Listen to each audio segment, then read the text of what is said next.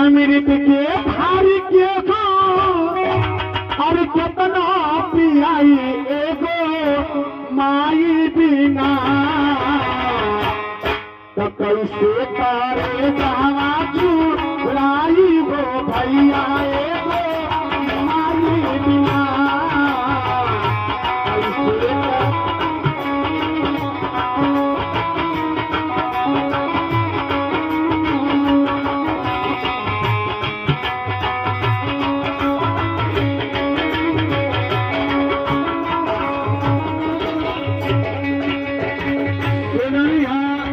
एक का लड़का हुआ और एक का लड़की अमृत के भार के कितना पियाई एगो माई बिना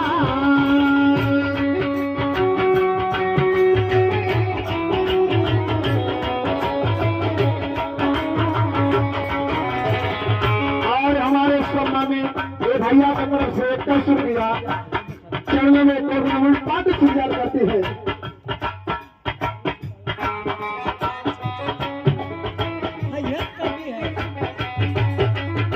और ये हमारे सम्मानित ये भानु प्रताप सिपाही जी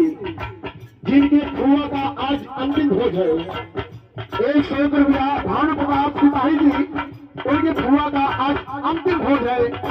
100 रुपया कैसे करे जावा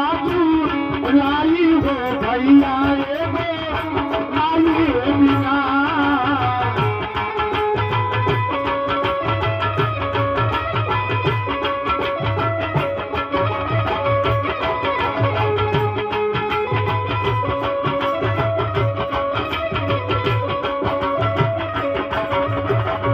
और हमारे सम्मानित एक कल्पना चौहान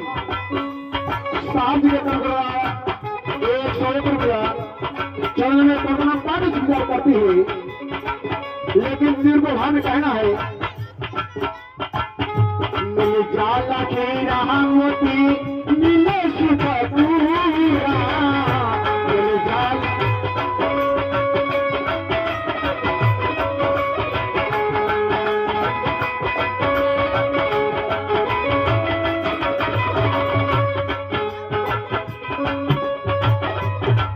ये हमारे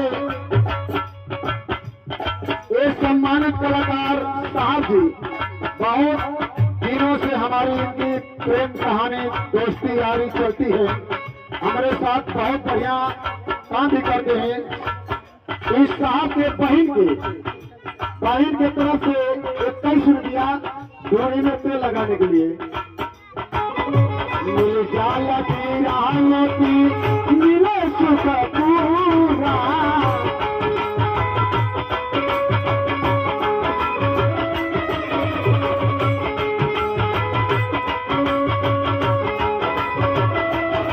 माई के दुलार बिना